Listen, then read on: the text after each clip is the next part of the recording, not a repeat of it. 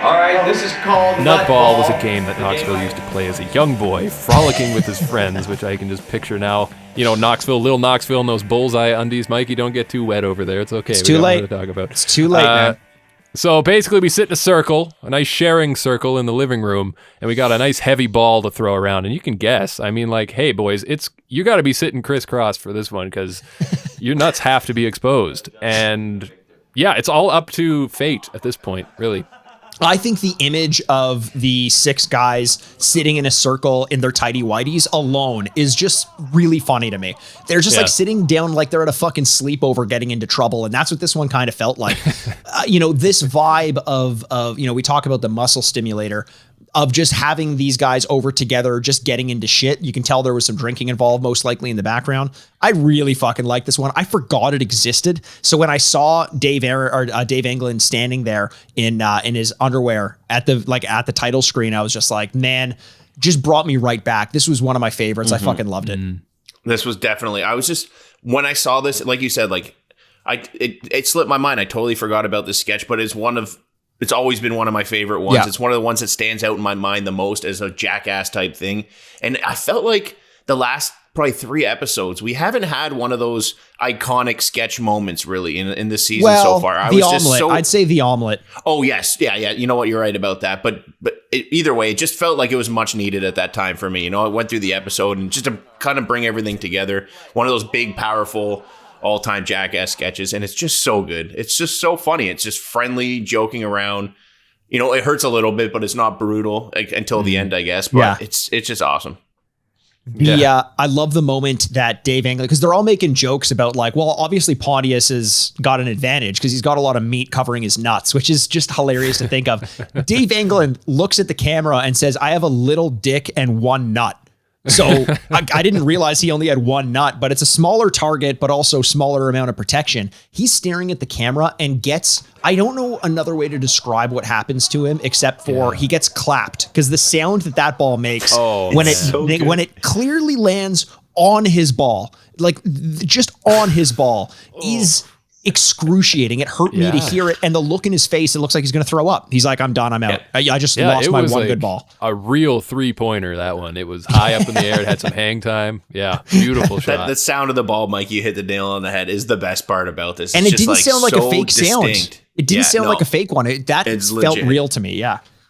Yeah, the sound effects here, again, another great example in this episode of every time you get a ball to ball, you get a nice pop. And it's kind of like how they put those fucking sound effects into video games now, or like apps. You know, when you do something, you get that little dopamine hit. I was getting the dopamine hit from the ball to ball, you know? Like I was checking my phone like I had a notification every time someone's nuts got hit. So, this one's great. It's definitely a classic, but it's one of those, like, I feel like this is an underrated classic. Until you see it, you don't really remember that it's there, but then it just, you see the visual and you're like, oh, fuck yeah, this is going to be great. And it definitely delivered, I think. And SteveO was fucking great at it, man. He was great. Mm-hmm. I think his aim, his circus games thing came in, and he just had the hand-eye coordination to dominate everybody. That's it. This is essentially the man's version of beer pong. You know what I mean? That nice little elbow throw. You know, if you could play beer pong, this is where you step up to be a real man. And you know what's funny, Chris, is you say that, you're like, this is the man's version. And like, we're not supposed to say like the man's version, but like, no, literally, you got to be a man to play nutball. Like, you need the nuts. Otherwise, you need the equipment, right? Yeah. Yes, exactly. Yeah. But you know what? We're not done yet, boys. I mean, there's always in most good Jackass stunts, I say most, they up the stakes at some point. They know they're onto something. Let's take it another level. And they do that here.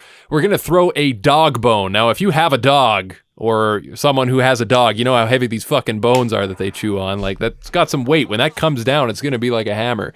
What I love here is they pick from a hat who's going to have to take the bone. But before, they rig the game, and they basically just put all Ehren in the hat, which is, oh, man.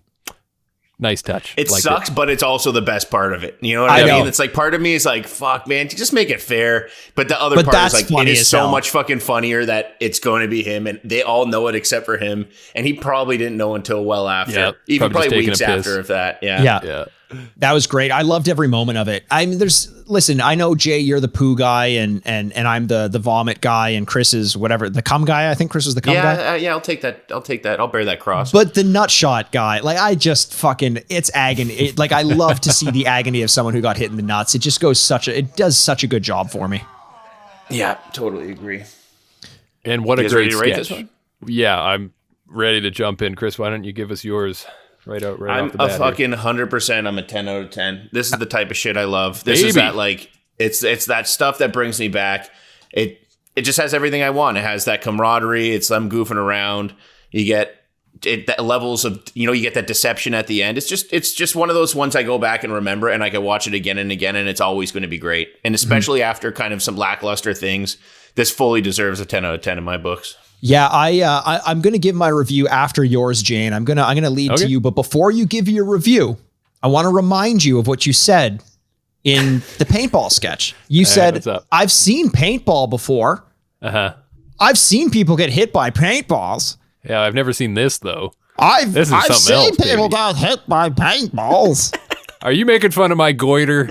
Cut it out. I've seen people get hit by paintballs. You know I'm very sensitive about my goiter.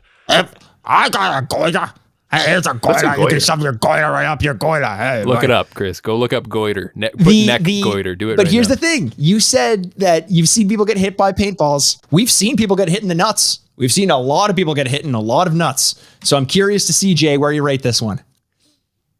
I'm gonna rate it. Hold on. I'm just watching Chris here intently. There we go. Oh my god, this one looks like almost like a butt cheek in the neck. What the hell? Okay, well, I've never heard that description before, but I think that's my new favorite.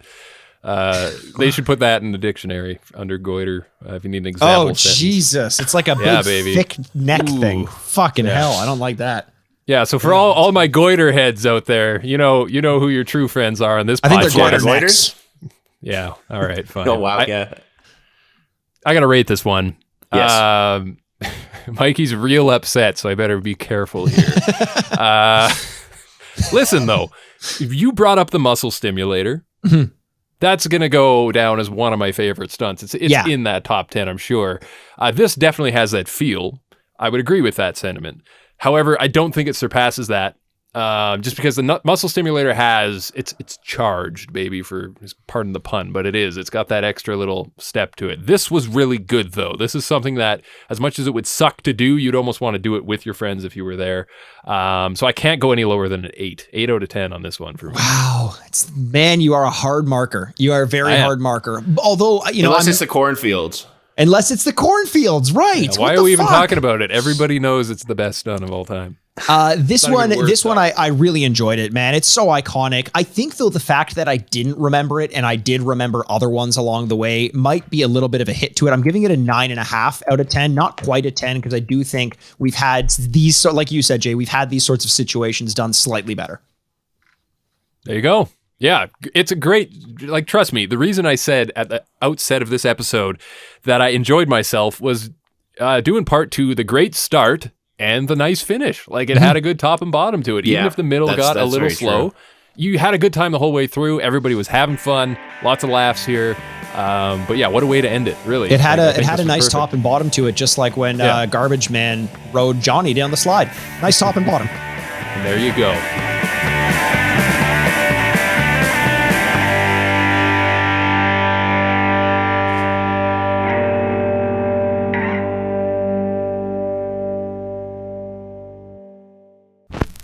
Furnished by Sad Styles Productions. Get into it.